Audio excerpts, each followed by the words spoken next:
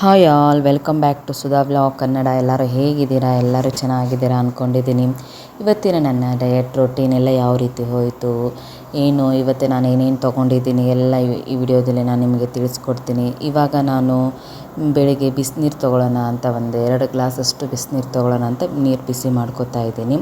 ಹೊರಗಡೆ ಮಾತ್ರ 2 ದಿನ ಆಯಿತು ತುಂಬ ಮಳೆ. ಬೆಂಗಳೂರಲ್ಲಿ ಇರೋರಿಗೆ ಗೊತ್ತಿರುತ್ತೆ ಯಾವ ರೀತಿ ಜಿಟಿ ಜಿಟಿ ಮಳೆ ಹತ್ತಾ ಇದೆ. ನೋಡಿ ವೆದರ್ ಹೆಂಗಿದೆ, ಆಚೆ ಬರೋಕ್ಕೆ ಇಷ್ಟ ಆಗ್ತಾಯಿಲ್ಲ ನನಗೆ ಅಂತೂ. ಸಣ್ಣಗೆ ಮಳೆ ಹತ್ಕೊಂಡ್ಬಿಟ್ಟಿದೆ. 2 ದಿನ ಆಯಿತು ವಾಕಿಂಗ್ ಇಲ್ಲ, ಏನು ಆಚೆನೇ ಹೋಗೋಕ್ಕೆ ಇಷ್ಟ ಆಗ್ತಾಯಿಲ್ಲ. ಇನ್ನೇನು ವಾಕಿಂಗ್ ಮಾಡೋದು. ನೋಡಿ ಹೇಗಿದೆ ವೆದರ್, ಮಾತ್ರ ಸಿಕ್ಕಾಪಟ್ಟೆ ಕೋಲ್ಡ್ ಇದೆ. ಈ ವೆದರಲ್ಲಿ ನಾವು ಡಯಟ್ ಮಾಡೋದು ಎಷ್ಟು ಕಷ್ಟ ಆಗ್ತಾಯಿದೆ ಅಂದರೆ ಪದೇ ಪದೇ ಹಸಿವಾಗೋದು ಇದೆಲ್ಲ ಆಗುತ್ತೆ. ನೋಡೋಣ, ಇದರೆಲ್ಲ ಮಧ್ಯೆನೂ ನಾನು ಯಾವ ರೀತಿ ಡಯಟ್ ಮಾಡ್ತೀನಿ, ವೆಯ್ಟ್ ಲಾಸ್ ಮಾಡ್ಕೋತೀನಿ ಗೊತ್ತಿಲ್ಲ, ನನಗೆ ಗೊತ್ತಿಲ್ಲ. ಹೋಗ್ತಾ ಹೋಗ್ತಾ ಅದು ಹೇಗಾಗುತ್ತೋ ನೋಡಬೇಕು. ಇವಾಗ ಬಿಸಿನೀರು ರೆಡಿ ಆಗಿದೆ. ನಾನು 2 ಗ್ಲಾಸಷ್ಟು ಬೆಳಗ್ಗೆ ಬಿಸಿನೀರು ತೊಗೊಳ್ಳೋಣ ಅಂತ ಕುಡಿತಾ ಇದ್ದೀನಿ. ಯೂಶ್ವಲಿ ನಾನು ಬೆಳಗ್ಗೆ ಎದ್ದ ತಕ್ಷಣ ಬಿಸಿನೀರೇ ಕುಡಿಯೋದು. ಯೂಶ್ವಲಿ 1 ಗ್ಲಾಸ್ ಬಿಸಿನೀರು ಕುಡಿತಾ ಇರ್ತೀನಿ. ಆಮೇಲೆ ಒಂದು ಅರ್ಧ ಲೀಟ್ರ್ ಇಲ್ಲಾಂದರೆ 1 ಲೀಟ್ರ್ ನೀರು ತೊಗೊಂಬಿಡ್ತೀನಿ. ಇದು ವೆದರ್ ಈ ಥರ ಇರೋದ್ರಿಂದ ನೀರೇ ಕೋಲ್ಡ್ ನೀರೇ ಹೋಗೋದಿಲ್ಲ. ನಾರ್ಮಲ್ ವಾಟರೇ ನಮ್ಮ ಮನೆಯಲ್ಲಿ ಕೋಲ್ಡ್ ಥರ ಇರುತ್ತೆ. ಅದಕ್ಕೋಸ್ಕರ ನಾನು 2 ಗ್ಲಾಸಷ್ಟು ಬಿಸಿನೀರು ಕುಡಿದ್ಬಿಡೋಣ ಅಂತ 2 ಗ್ಲಾಸ್ ಬಿಸಿನೀರು ತೊಗೋತಾ ಇದ್ದೀನಿ. ಇದನ್ನು ನಾನು ಬೆಳಿಗ್ಗೆ 8 ಗಂಟೆಗೆ ತೊಗೋತಾ ಇರೋದು. ಈ ವೆದರ್ ಈ ಥರ ಕೋಲ್ಡ್ ಇರೋದ್ರಿಂದ ನಮಗೆ ನೀರು ಕುಡಿಯೋಕ್ಕೆ ಕೆಲವೊಬ್ರಿಗಂತೂ ಇಷ್ಟನೇ ಆಗೋಲ್ಲ. ನಾವು ನೀರು ಕರೆಕ್ಟಾಗಿ ನೀರು ತೊಗೊಳ್ಳೋದಿಲ್ಲ. ಪರವಾಗಿಲ್ಲ, ಒಂದು 2 ಲೀಟ್ರ್ ಅಂತೂ ನೀವು ತೊಗೊಳ್ಳೇಬೇಕು. ನಮಗೆ 2.5 ಲೀಟ್ರ್ 3 ಲೀಟ್ರ್ ತೊಗೊಳಕ್ಕಾಗಲ್ಲ ಅಂದರೂ ಮಿನಿಮಮ್ 2ರಿಂದ 2.5 ಲೀಟ್ರ್ ಅಂತೂ ನೀರು ತೊಗೊಳ್ಳೇಬೇಕು. ಯಾಕಂದರೆ ನಾವು ವೆಯ್ಟ್ ಲಾಸ್ ಮಾಡ್ಕೊಳ್ಳೋಕ್ಕೆ ನಮಗೆ ನೀರು ಸ್ವಲ್ಪ ಆದಷ್ಟು ನಮಗೆ ಹೆಲ್ಪ್ ಮಾಡೋದು ಅದೇ ನಮಗೆ. ಅದಕ್ಕೋಸ್ಕರ ನಾನು ಹೇಳ್ತಾ ಇರೋದು, ನೀರು ಆದಷ್ಟು ನೀವು 2 ಲೀಟ್ರ್ ನೀರು ತೊಗೊಂಡ್ರೆ ಈ ಥರ ನಾವು ಮಾರ್ನಿಂಗ್ ಡಿಟಾಕ್ಸ್ ಡ್ರಿಂಕು, ನೈಟ್ ಆಯಿತು ಈ ಥರ ಗ್ರೀನ್ ಟೀ ಇದನ್ನೆಲ್ಲ ತೊಗೋತೀವಲ್ವ, ಅಲ್ಲಿಗೆ ಅದು 3 ಲೀಟ್ರ್ ಆಗಿಬಿಡುತ್ತೆ, 3 ಲೀಟ್ರ್ ಲೆವೆಲಿಗೆ ಬಂದುಬಿಡುತ್ತೆ. ಅದಕ್ಕೋಸ್ಕರ ಹೇಳ್ತಾ ಇರೋದು, ಅಟ್ಲೀಸ್ಟ್ ನೀವು 2 ಲೀಟ್ರ್ ಆದರೂ ನೀರು ಕುಡೀರಿ.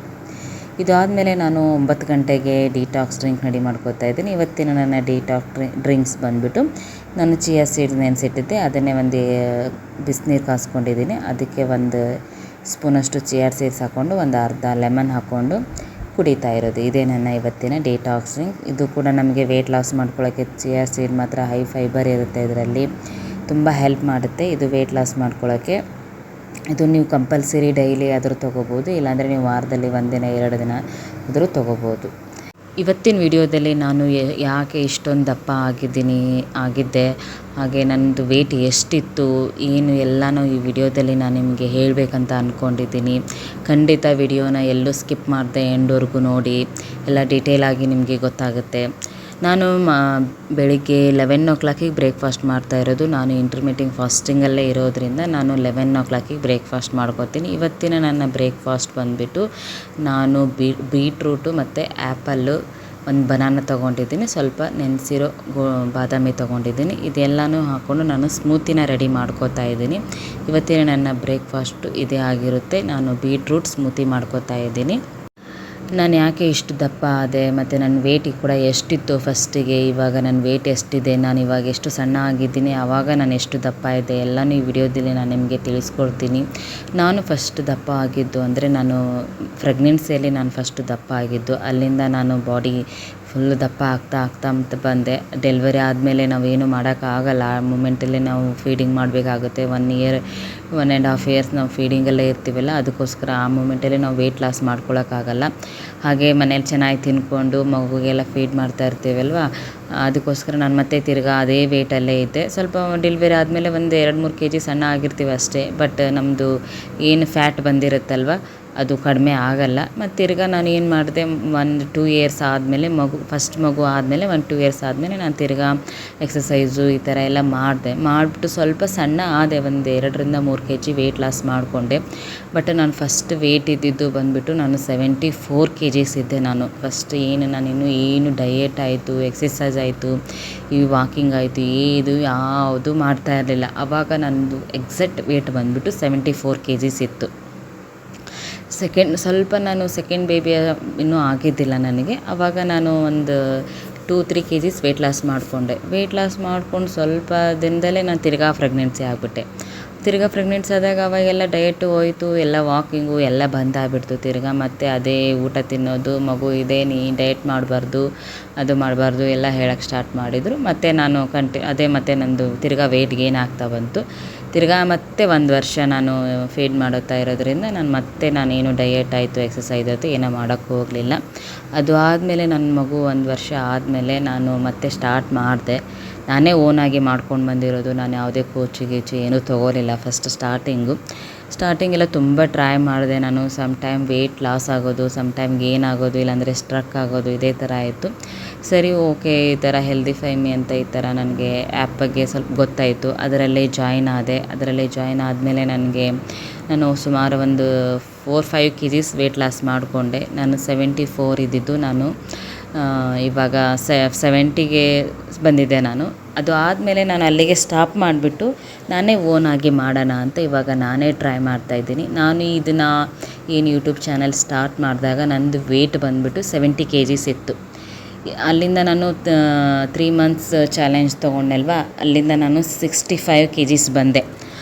65 kgs ಬಂದಿದ್ದೀನಿ. ಇವಾಗ ನಂದು ವೆಯ್ಟ್ ಮತ್ತು ಸೆಕೆಂಡ್ ನಂದು 30 days ವೆಯ್ಟ್ ಲಾಸ್ ಚಾಲೆಂಜ್ ನಡೀತಾ ಇರೋದು. ಇವಾಗ ನಂದು ವೆಯ್ಟ್ ಎಷ್ಟಾಗುತ್ತೆ ಈ ಮಂತು, ಈ 30 days ಚಾಲೆಂಜಲ್ಲಿ ಯಾವ ರೀತಿ ರಿಸಲ್ಟ್ ಬರುತ್ತೆ ನನಗೆ ಗೊತ್ತಿಲ್ಲ. ಬಟ್ ನನ್ನ ಪ್ರಯತ್ನ ಅಂತೂ ಮಾಡೇ ಮಾಡ್ತೀನಿ.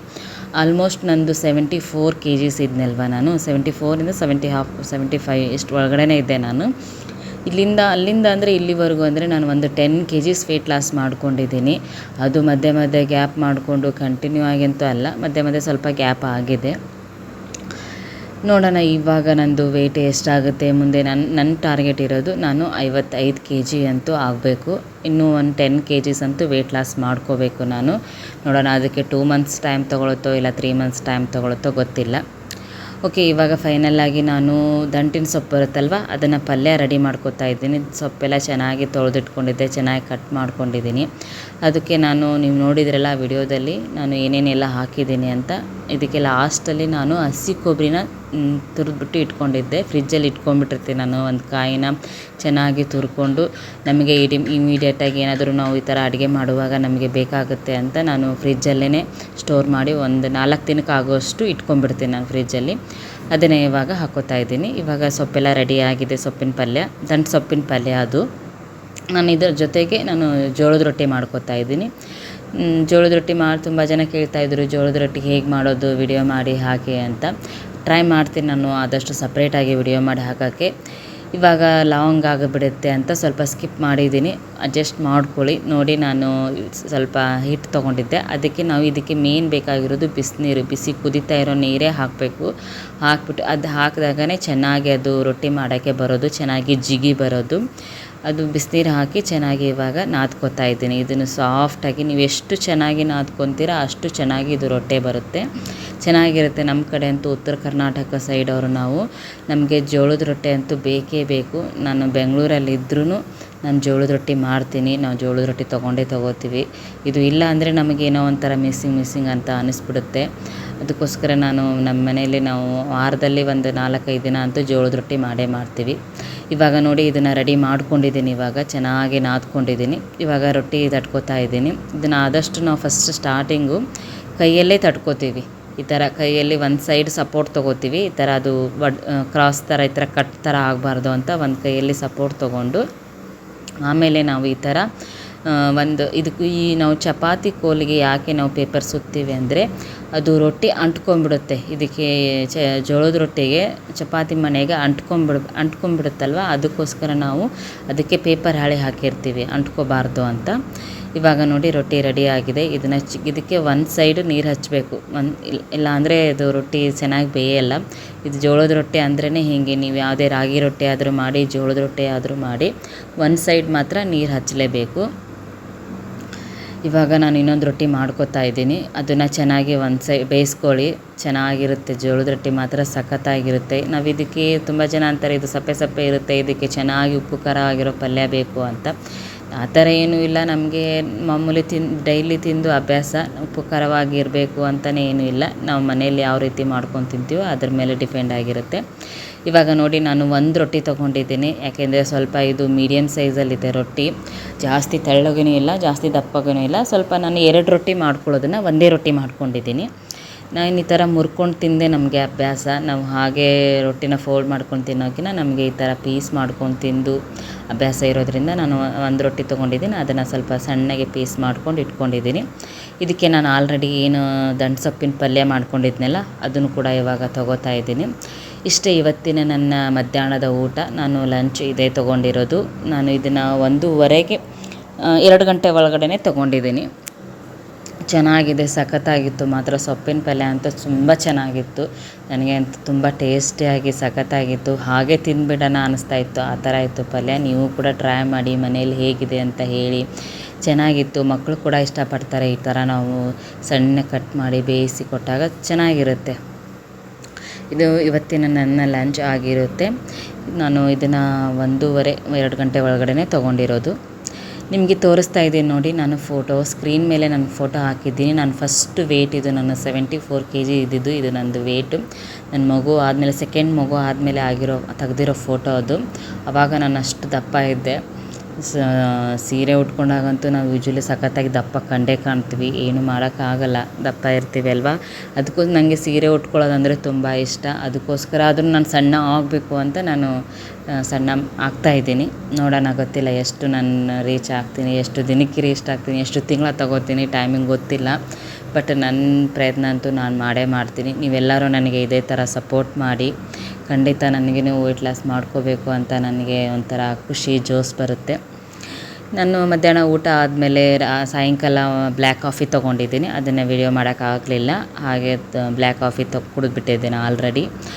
ಇದು ಆದಮೇಲೆ ಫ್ರೆಂಡ್ಸ್, ನಾನು ನೈಟಿಗೆ ಸ್ವಲ್ಪ ಮೊಳಕೆ ಬಂದಿರೋ ಕಾಳುಗಳು ಇತ್ತು ಮನೆಯಲ್ಲಿ. ಮೊಳಕೆ ಬಂದಿರೋ ಹೆಸರು ಕಾಳು ಮತ್ತು ಮೊಳಕೆ ಬಂದಿರೋ ಹುರುಳಿಕಾಳು ಇವೆರಡನ್ನೂ ನಾನು ಒಂದು ಬೌಲಷ್ಟು ತೊಗೊಂಡಿದ್ದೀನಿ ಅಷ್ಟೇ. ಎರಡೂ ಸೇರಿ ಒಂದು ಬೌಲ್ ಆಗಬೇಕು ಅಷ್ಟು ತೊಗೊಂಡಿರೋದು. ಅದನ್ನು ಚೆನ್ನಾಗಿ ಒಗ್ಗರಣೆ ಕೊಟ್ಕೊಂಡು ನಾನು ಅದು ಪಲ್ಯ ಮಾತ್ರ ತೊಗೊಂಡಿರೋದು, ಅದಕ್ಕೆ ನಾನು ಏನೂ ತೊಗೊಂಡಿಲ್ಲ. ನಾನು ರಾತ್ರಿ ಊಟಕ್ಕೆ 1 ಬೌಲಷ್ಟು ಮೊಳಕೆ ಕಟ್ಟಿರೋ ಪಲ್ಯ ತೊಗೊಂಡಿದ್ದೀನಿ ಅಷ್ಟೇ. ಅದ್ರ ಜೊತೆ ನಾನು ರೈಸ್ ಆಯಿತು, ಚಪಾತಿ, ರೊಟ್ಟಿ ಏನೂ ತೊಗೊಂಡಿಲ್ಲ. 1 ಬೌಲಷ್ಟು ನಾನು ಮೊಳಕೆ ಬಂದಿರೋ ಕಾಳು ಪಲ್ಯ ತೊಗೊಂಡಿದ್ದೀನಿ. ಇದು ಆದಮೇಲೆ ಫ್ರೆಂಡ್ಸ್, ನಾನು ರಾತ್ರಿ 9 ಗಂಟೆಗೆ ಜೀರಾ ವಾಟರ್ ತೊಗೊಂಡಿದ್ದೀನಿ. ಯಾಕೆಂದರೆ ಇದು ನಮಗೆ ಡೈಜೆಷನ್ಗೆ ಹೆಲ್ಪ್ ಆಗುತ್ತೆ. ಅದಕ್ಕೋಸ್ಕರ ನಾವು ವೆಯ್ಟ್ ಲಾಸ್ ಮಾಡ್ಕೊಳ್ಳೋಕೆ ತುಂಬ ಜೀರಾ ವಾಟರ್ ನಮಗೆ ತುಂಬ ಹೆಲ್ಪ್ ಆಗುತ್ತೆ. ಇದನ್ನು ನಾನು 9 ಗಂಟೆಗೆ ತೊಗೊಂಡಿದ್ದೀನಿ. ನೋಡಿದ್ರಲ್ಲ ಫ್ರೆಂಡ್ಸ್, ಇವತ್ತಿನ ನನ್ನ ಡಯಟ್ ರೊಟೀನ್ ಯಾವ ರೀತಿ ಹೋಯಿತು. ನಿಮಗೆಲ್ಲ ಇಷ್ಟ ಆಗಿದೆ ಅಂದ್ಕೊಂಡಿದ್ದೀನಿ. ಇಷ್ಟ ಆದರೆ ಖಂಡಿತ ಪ್ಲೀಸ್ ಲೈಕ್ ಮಾಡಿ, ಶೇರ್ ಮಾಡಿ, ಹಾಗೆ ನನ್ನ ಚಾನಲ್ನ ಸಬ್ಸ್ಕ್ರೈಬ್ ಮಾಡ್ಕೊಳ್ಳಿ. ನಿಮ್ಗೇನು ಅನಿಸ್ತು ಅಂತ ನನಗೆ ಕಮೆಂಟ್ ಮಾಡಿ ಕೂಡ ಹೇಳಿ. ಐ ಹೋಪ್ ನಿಮಗೆಲ್ಲ ಈ ವಿಡಿಯೋ ಇಷ್ಟ ಆಗಿರುತ್ತೆ ಅನ್ಕೋತೀನಿ. ನೆಕ್ಸ್ಟ್ ವಿಡಿಯೋದಲ್ಲಿ ಸಿಗೋಣ ಫ್ರೆಂಡ್ಸ್. ಬಾಯ್.